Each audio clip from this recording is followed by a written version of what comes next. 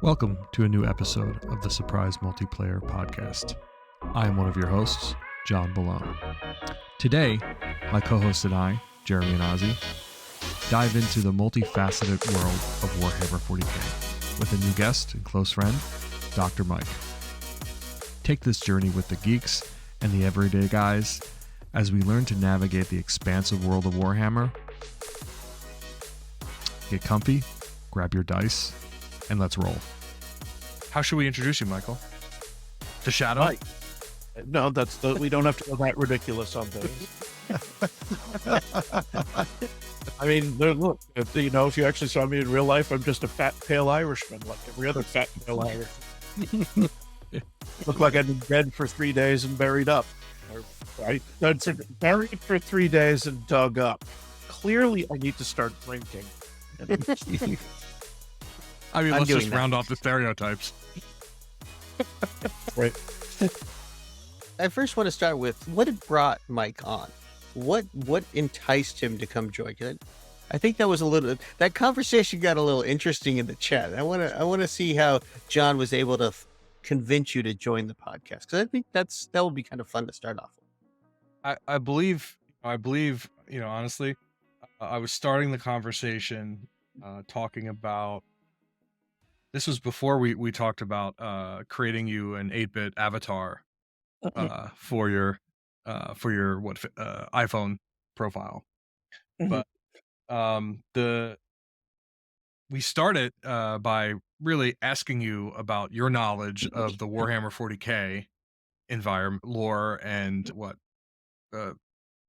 model building. I'm sorry, I don't know what the right term is for. Look, I'm a defrocked physicist with a doctorate in computer engineering, and I read Aquinas in Latin, so definitely what I'm here for is my deep knowledge of Warhammer 40k. And what's really sad about that is we're not joking about it. Well, I was about to say I absolutely believe you're serious. I mean, part of it is just me listening to the last podcast, and you guys are talking about stuff which I would just describe as kind of nerd zeitgeist. And you're talking about it, and you're not knocking it, but you're clearly like very confused about it. And I'm like, these are clearly guys who are not nerds in high school. Okay. And I mean, we're all Xers on this bus, I assume. And so, like, I've had this thing where I've been talking with some of my younger folks at work at the moment. And one of the very weird moments for me is, like, if you're a 40-something nerd, you grew up with very limited amounts of stuff to work with. You had Hitchhiker's Guide to the Galaxy. You had incredibly low budget episodes of Doctor Who. You had 3 Star Wars movies. Dune. Star Trek series. And that was about it. And now you talk to the kids, and the kids have got like just gigantic piles of everything. You're just not sure how to deal with that. So anyway, so that was, and the other thing, of course, is that being a cranky Generation X nerd, I'm listening to everything you're saying, and I'm actually.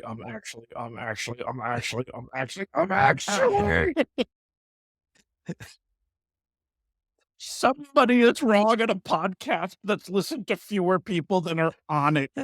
This is going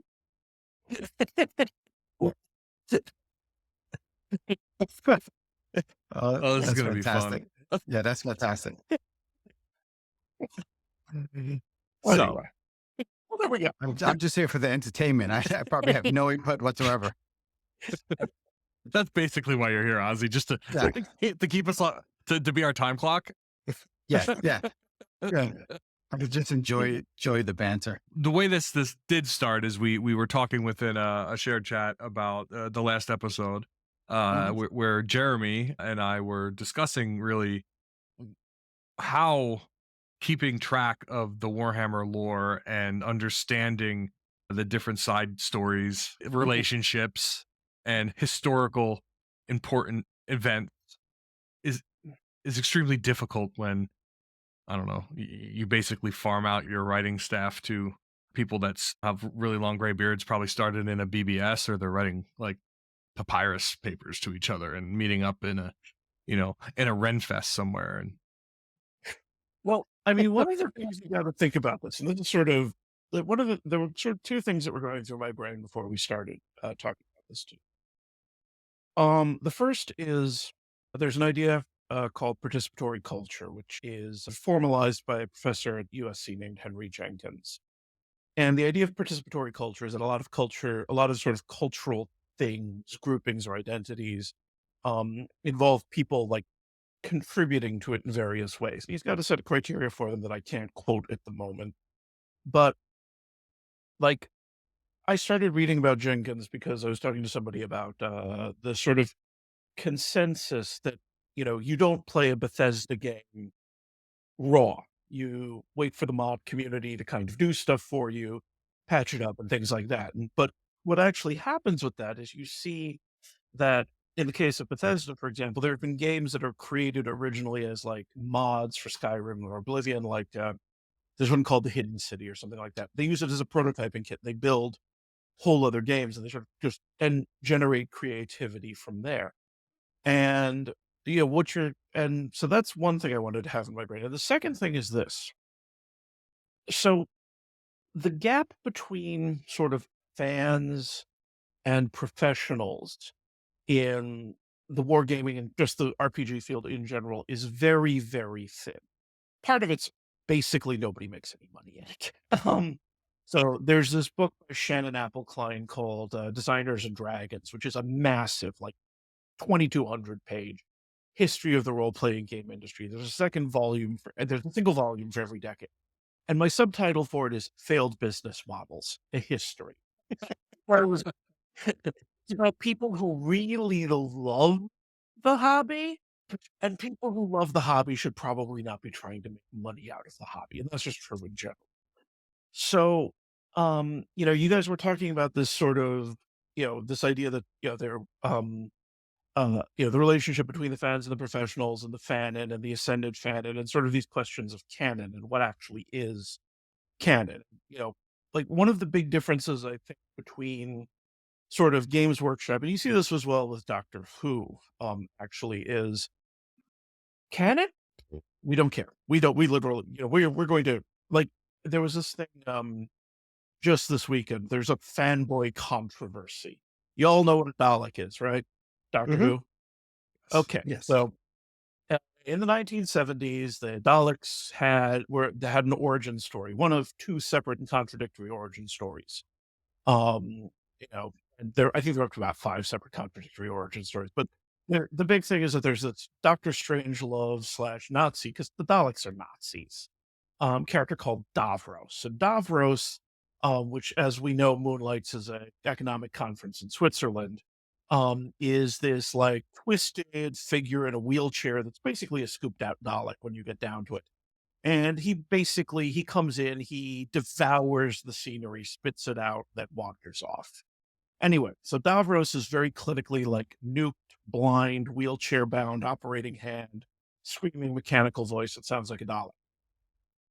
This last weekend, they had the Children in Need special, which is sort of a charity thing that they do in the UK. And they had a new Doctor Who episode where they had the actor who played Davros, but now Davros is like completely fine. He's like, he's the actor who plays him is clearly just radiating evil like cheap aftershave, but he's walking around. It's like his eyes are Gargamel.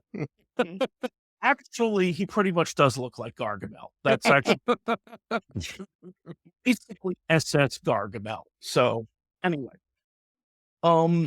and there's a hue and a cry, and the explanation from Russell T Davies, who's the is like, we don't want to fall into the stereotype of wheelchair bound evil figure, and so okay, so that's the thing. So it's like, again, Doctor Who continuity gets reset all the time. Nobody really cares that much about it. I mean, they talk about the discontinuity guide for Doctor Who, and you go on from there. So going back to the Warhammer 40K stuff, I mean, when you take a look at like the Warhammer 40K canon,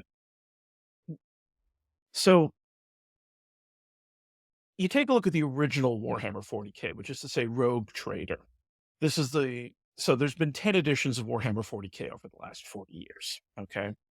And so Rogue Trader, which is the first edition, is a satire. Um, there's a lot of basic material there, and I think I told you guys earlier, it's basically Judge Dredd plus Warhammer plus Dune, and like the whole idea of the God Emperor of Man is ripped literally from God Emperor of Dune. Navigators come from Dune. The Adeptus Artes are literally just the Judge Dredd types. And, there's like no chaos in the first edition of Warhammer 40K. Chaos only comes along in a supplement they write for Warhammer and Warhammer 40K called Realms of Chaos, which is where the first mention of the Horus Heresy comes in. And that mention of the Horus Heresy is one sentence.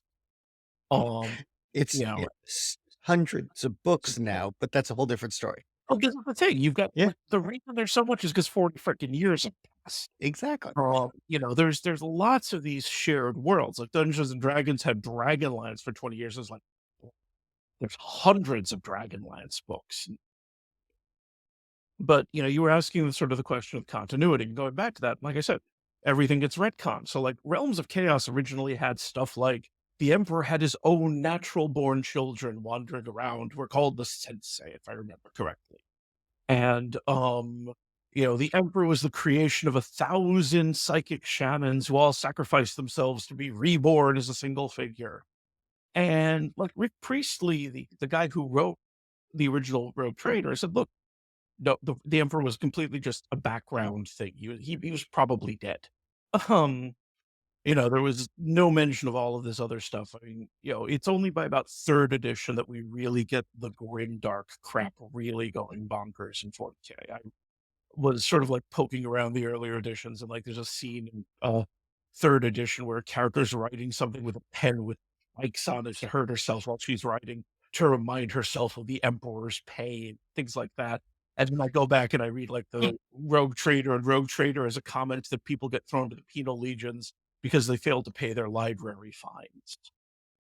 So, and that escalated also quickly. had things like the Ultramarines chief librarian, who is a half Eldar named Iliad Nastase, and master tennis player. And there's, Obi-Wan the fact that I'm keeping up somewhat mean. Yeah. Hold on. I'm wondering how much of this Jeremy actually knows. Hold on a second. First, let me just say something. Just a disclaimer. Ossie's here, right? about to have the same moment that I had when we first started talking about this about 2 months ago. But keep going. No, just a disclaimer, right? And I didn't grow up a nerd, and I don't say that with any sense of pride. I say that with actually on this podcast a little sense of shame at the moment. But so when I listened to 40K Warhammer, I was sitting there and I'm like, man, John and Jeremy, man, you guys know a lot about this world. And I'm not into the world, right? But I was intrigued by it because, the way they explained it was really intriguing. I was like, this piques my interest. But now you're on mic, and I realized that John and Jeremy, I don't think they know shit about this world. And I think, right? Awesome. Not shit. Ossie, it's very simple. I know everything. Yeah. But that's the statement. It's not all topics, everything, all at once. I know somebody like that. I mean, sorry. It's I just wanted to put that disclaimer out there. You guys can go ahead now. I'll go back to just listening. It's perfectly fine. I do nothing else but read. So, they pay me to read. Sometimes I read when I'm asked to read. Anyway, but here's the thing. Reading is fundamental.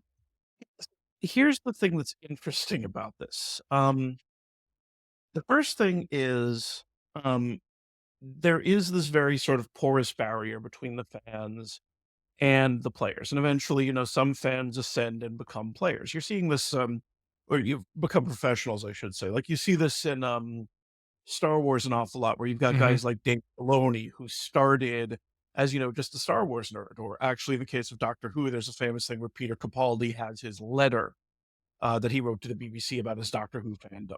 Kind of Rian Johnson's sort of like that. Rian Johnson is like that as well. And, certainly for, a Generation X nerd, it's like, yes, there we go. Or we just have to go and create our own ripoff. Like, take a look at Star Wars. Star Wars was George Lucas going, I can't get a Flash Gordon.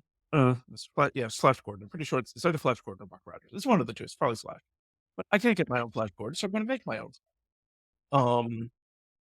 So I know But- Flash Gordon there and we Buck go. Rogers. There's a. I know I get the Church of Scientology angry at me. So What? so Is that a segue? Take the go take the tangent. Just, Go. just keep going. Okay. So, there's a book. There's a album called Space Jazz, which is the soundtrack for Battlefield Earth. Here we And, go. Yeah, it was Chick Corea and L. Ron Hubbard. And God knows how much L. Ron Hubbard was involved at the time. But there's a particular song on it called "The March of Science Fiction," and I just remember this extremely flatulent horn music followed by "Buck Rogers, Buck Rogers." No. Anyway, right. So going back to this, they, like I said, so there's stuff that they just retcon and revised all the time. Like, originally 40K is literally just, let's take Warhammer, move it into space. So like the orcs in 40K, as we're talking about the orcs, the Mhm. orcs are like Tolkien or based on Tolkien orcs. But the big difference is they talk like football hooligans. They're dumb as rocks, and they use their magic psychic powers to make reality bend to their will. That's what Jeremy was saying. Yes. Yeah. Well, If- I know. I listened to the podcast earlier today. I mean, it's just the big thing was that they're orcs. I mean, they're literally orcs. And I remember there's another spin-off game that Games Workshop does called Blood Bowl, which is gridiron football done Yeah. with Warhammer races. And they have like an orc team. And I just remember when I was a kid, the orc team captain name was Farag's Ghoul Chewer, which is just stuck I in my remember head. Blood Bowl. Yeah. But in Game Workshop steals everything from comic culture. At some point in time, they have Rambo. What's the name of the Rambo character in the books? Sly Marbo. So that, like, if there's anything in pop culture, it's just assimilated at some point in time, and Yeah, so or- it's quite entertaining. Oh yeah, everything gets filched eventually. I mean, part of the justification for the Imperial Guard as an army is it lets you bring in any other miniature set in the world.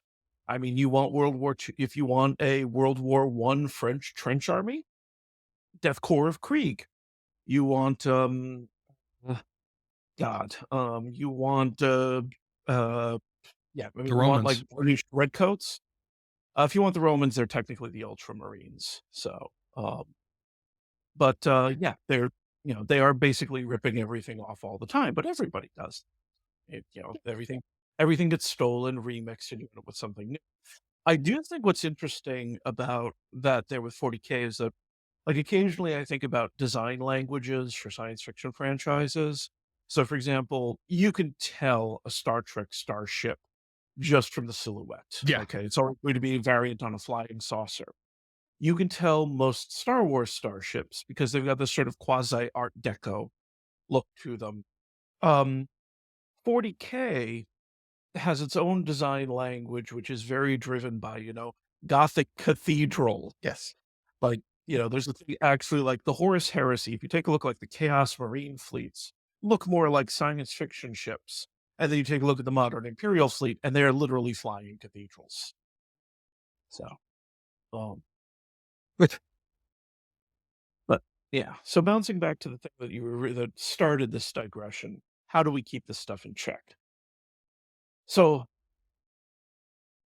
canon is self-destructive, and the reason it is because I think that every franchise has this tension between the fans who, at some level, are arch conservatives because what they want is what they got when they were 12. And what they really want to do is be 12 again. Okay. And they get very upset when things move away from that.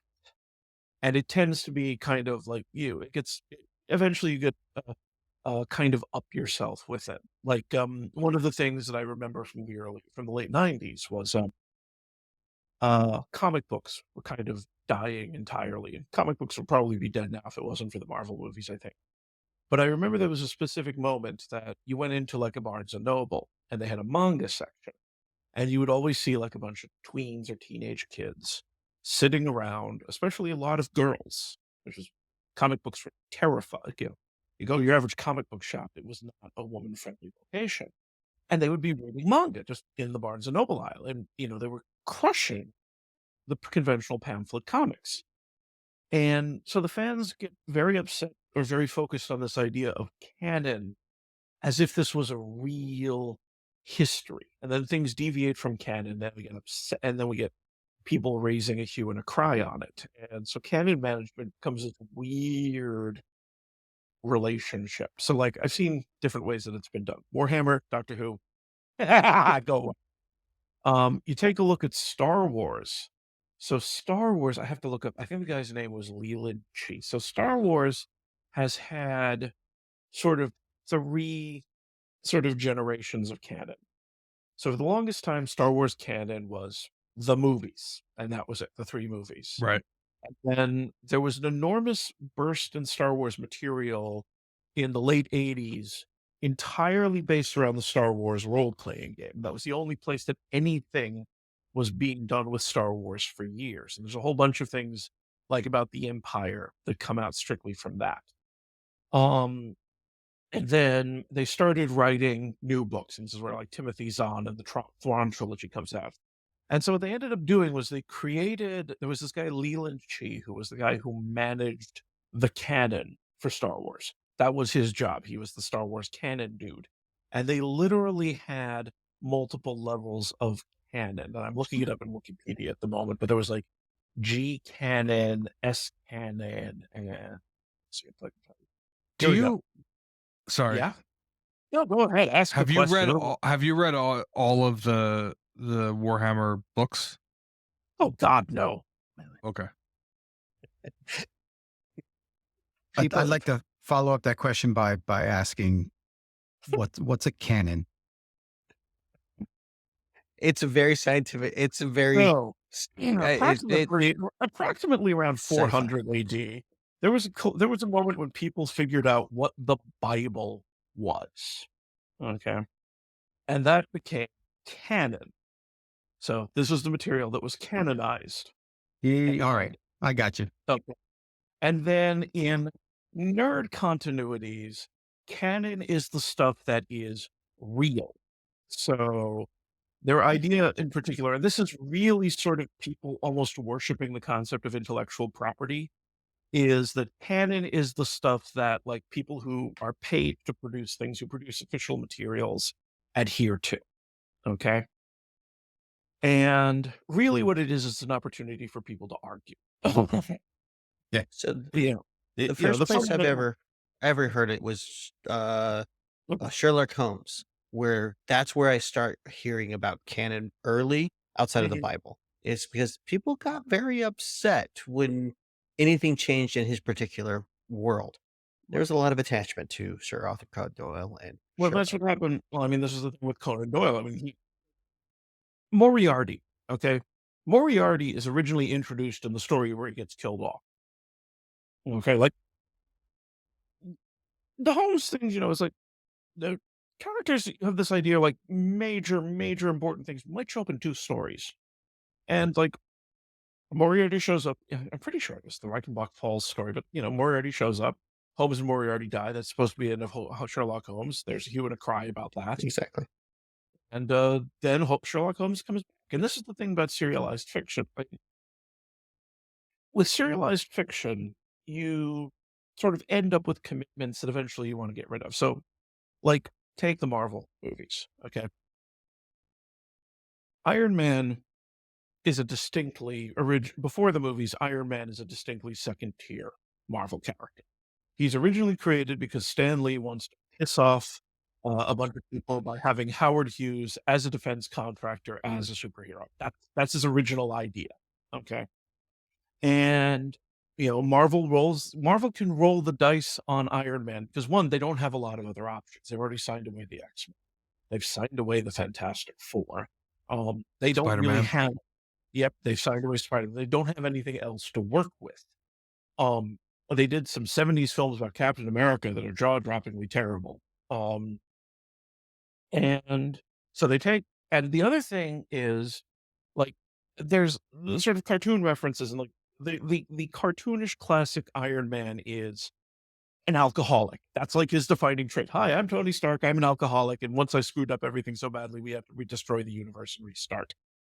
Um, so when they Kind of did like Robert Downey Jr.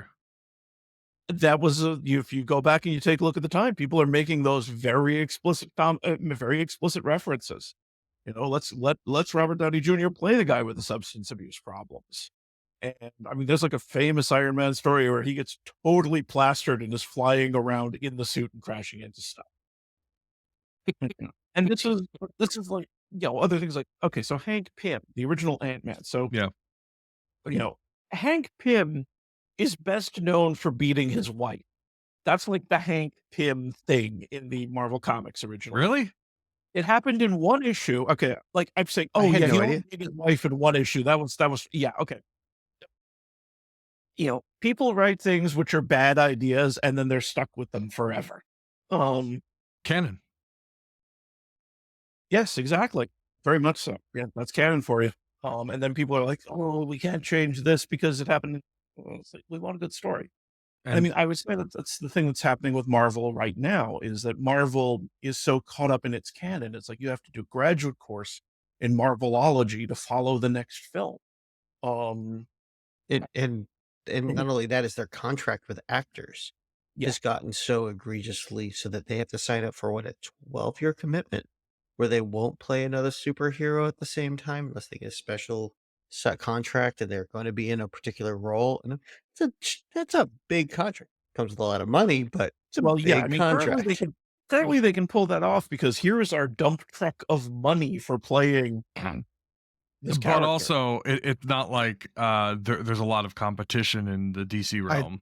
I was just going to say the same thing. Like, how many other superhero movies are really coming out, right? Unless they're Marvel. The new Batman every 2.5 years. You know, More Batman. Yeah. so, I mean, they all suck. So going back to the Marvel thing. So Marvel had this thing that they did in like the 70s where they talked about the idea that they were creating a single connected universe because, you know, people didn't really care that beforehand. And so they had, you know, the Marvel universe, and everything in the Marvel universe was supposed to involve characters who could overlap with each other. They could do crossovers that would be consistent. DC, and I don't really know which one introduced which first, but DC did parallel universes and then had things like DC had multiple versions of Batman. Yeah, based on Batman in the multiple 30s, age, Detective. Silver Age, Yeah. Batman. Exactly. Yeah. Yeah. But then they talked about it in terms of multiverses.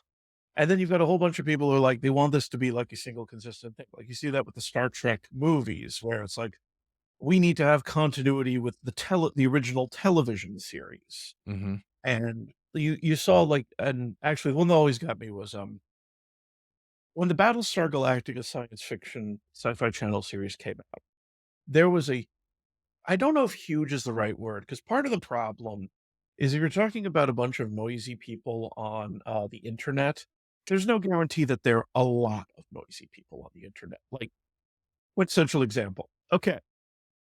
Y'all remember Snakes on a Plane? Yep. Okay. Snakes on a Plane. I went to in Pittsburgh. There's a theater called the Oaks. It's this great little theater that does like lecture series and stuff like that. And the guy who wrote Snakes on a Plane had been staffed at the University of Pittsburgh. And that was his script that got turned into Snakes on a Plane.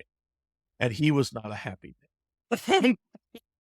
Anyway, the point is that Snakes on a Plane got its plot completely rewritten because a bunch of people on the internet got really excited about Snakes on a Plane and the fact that Samuel Jackson was on it. And the film was still a total disaster and a major flop. And again, look, a bunch of people on the internet are really excited. That doesn't necessarily mean that, you know, it's actually going to be a real thing. This is like these fanboy hue and cries.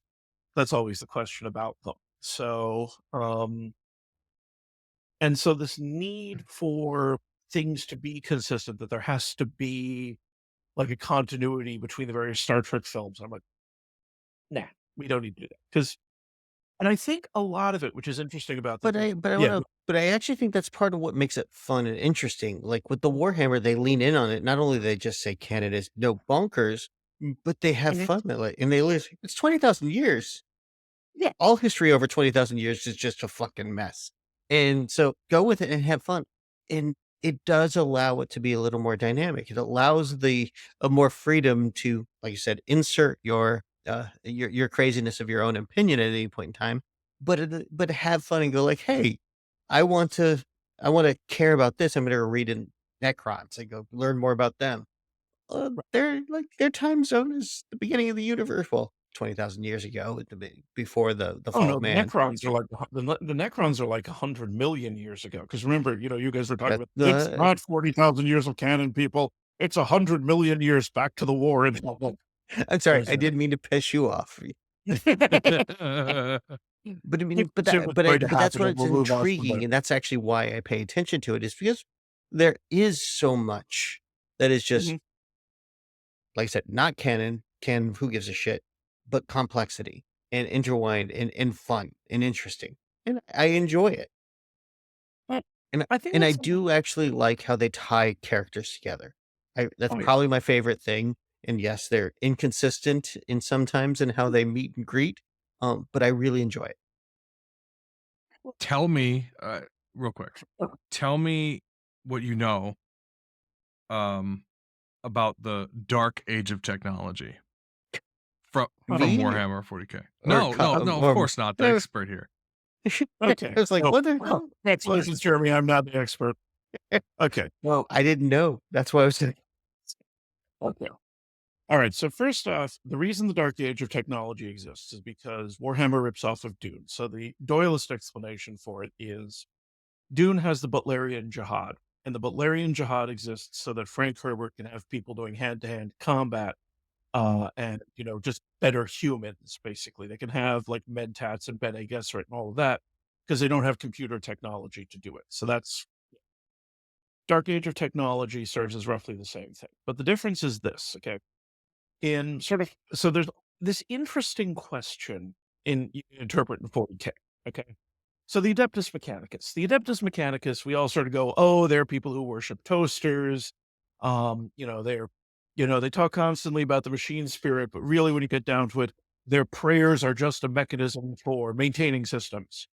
It's also possible that technology in 40K is so absurdly advanced that every piece of random hardware has enough has enough compute capability in it to run more computing than the entire planet Earth ever could. A screw might have that much power. And the reason that there might be a machine spirit is because you just have all of this random compute power sitting in the middle there. Anyway, so the point of the Dark Age of technology is that everything in the Dark Age of technology is just absurdly, ludicrously, insanely advanced. There's a reference in Well, it started with the Well- warp drive, right?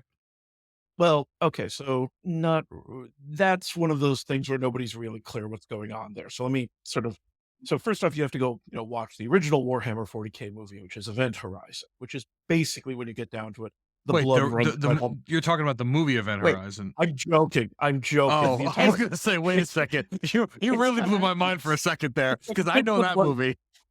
It's just like this. Okay, so let's briefly talk about how faster than light travel works in different continuities. So in Star Trek, we basically create a small bubble of compressed space that allows us to travel faster than light. Star Wars, we use hypermatter. Warhammer, we punch a hole through hell. And that is literally what they do. Okay. So yes, the characters in 40K are basically looking at Event Horizon as the blood runs red on the highway of interstellar travel. This is what happens when you don't use your Geller field, kids. Anyway, so so the Dark Age of technology. One, the Dark Age of technology is in the continuity basically a giant blind spot. We don't know what was going on then. What we know is that humanity was really, really impressive. So, like, there's a mention in one of the books, a tech priest is running an Arc Mechanicus. And an Arc Mechanicus is even by Warhammer standards, a truly insanely large, like 60-kilometer long vessel. Okay. And it has a weapon that when it fires at something and if it misses, it rewinds space time to hit it. That's awesome. Not gonna lie. I mean, that's awesome. You don't miss. Anyway, okay, so the warp drive. Okay, so item number 1, Jeremy, have you explained the warp period? He has not. Not really, no. Okay, so Warhammer continuity, there are 2 parallel universes, sometimes called the warp in reality, sometimes the materium and the immaterium. Okay, the warp is the psychic dimension, and it is basically collective unconsciousness. Okay. The warp is very sensitive to emotions, and so when, for example, if you're a civilization of ancient Eldar who decide that what you're going to do is you're basically going to Caligula yourself until the universe breaks, the universe does break. So the warp in the modern era is basically hell, and that happened about okay, so Dark Age of Technology, Age of Strife, Age of the Imperium. Okay, so I think of these as usually about 10,000 years apart. So don't hold me to this. We've established that nothing matters. Well, Okay. Humanity has a gigantic galaxy-spanning empire. Eldar are also bouncing around. Eldar accidentally break the universe by basically Caligulaing things. And when they do that, they break warp travel. That leads to the end of the Dark Age of Technology, along with an AI rebellion involving some nebulously defined super robots called the Men of Iron. Okay.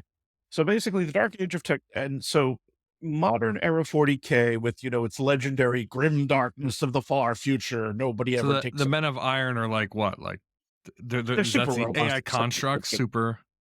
Yeah, there's some kind of super robot AI construct that eventually revolts against humanity. Again, Cybernetic revolt. Butlerian, Yeah. exactly. Butlerian jihad. Now we're not going to have robots anymore. We're not going to have artificial intelligences, except for the call inferior. And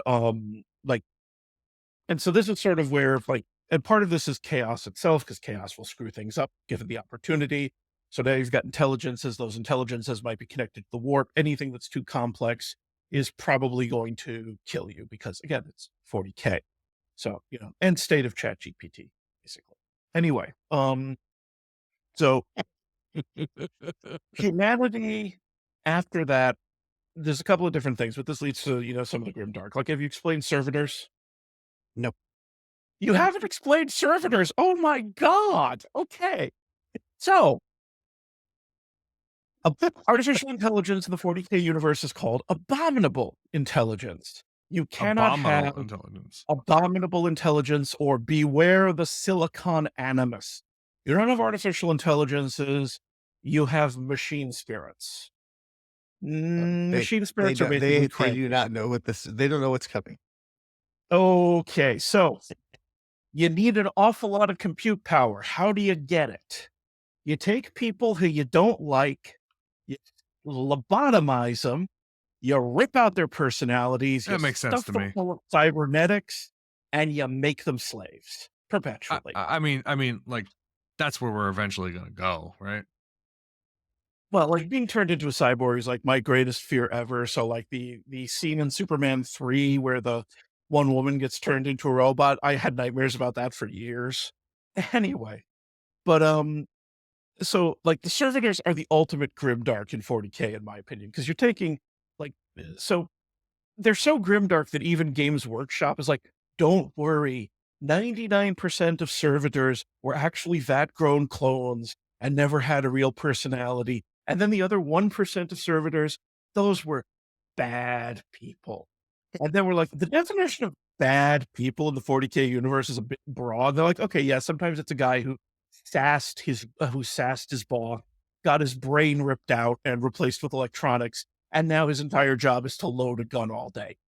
So, like, if you go, you can look up the medical servitors in Dark Tide, and videos of them on YouTube, and they say things like, "Please take me with you.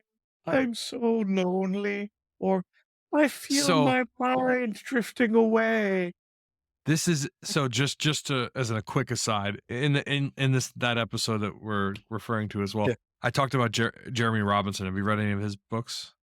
You mentioned I have not read those books, but I heard them in the podcast. Yeah. One of the books actually is one of the books that I'm reading is a similar concept where they load people's basically neural network brain onto a AI chip, which of course end result is they're working menial jobs like loading a coal stove in the middle of some spaceport.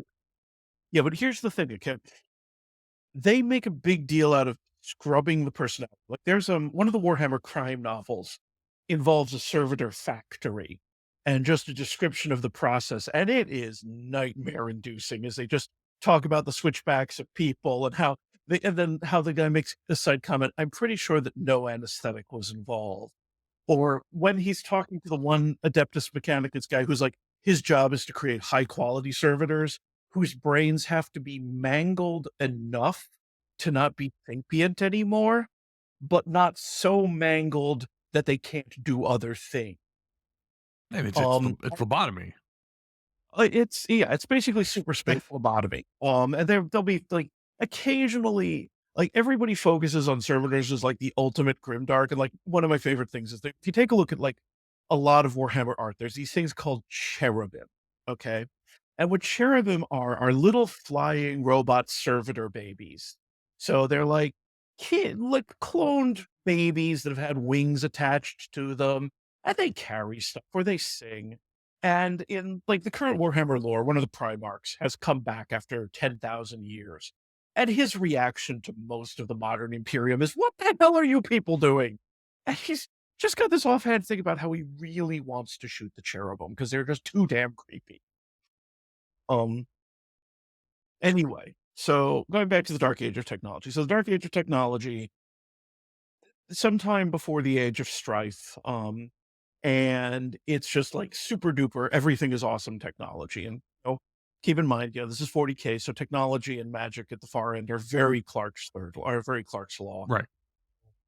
They basically anything you can imagine somebody did, just apart from the fact that they don't really have any real sense of scale. So I do have I want to move on to another topic, but I want to hear Ossie and Jeremy and if there's any questions that they have. I don't have was questions 'cause impressed. I'm Paul. No, I was impressed at the 40-minute mark when Michael, you referenced a book that Michael hadn't read. I was just, I was like, what? No, it's safe to say I have no questions. I'm not gonna lie. I'm not gonna lie. The few good questions that I had, I was actually using Anthropic, and asking it to give me quality interview questions about Warhammer 40K.